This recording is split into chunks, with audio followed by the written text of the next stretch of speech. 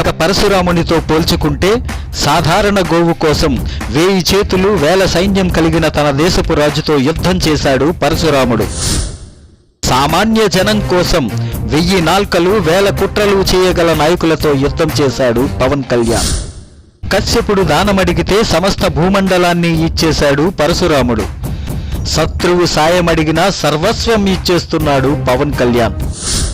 అను ఇంటలేని సమయంలో వచ్చి తండ్రి తల నరికిన 21 మంది కార్త్యవీర్యార్జుని కొడుకులతో పోరాడి తండ్రి తలను తెచ్చి తిరిగి అతికించాడు పరశురాముడు. తాను అధికారంలో లేని సమయంలో విడిపోయిన తెలుగువారిని తిరిగి కలిపే ప్రయత్నం చేస్తున్నాడు పవన్ కళ్యాణ్. క్షత్రియ భీష్ముడు, బ్రాహ్మణ ద్రోణుడు, రాధేయుడు కర్ణుడు, వర్ణ వివక్ష లేని శిష్యులు ఉన్నవాడు పరశురాముడు. అలాగే కులం, మతం, ప్రాంతం కూడా పట్టింపు లేని భక్తజనం ఉన్న వ్యక్తి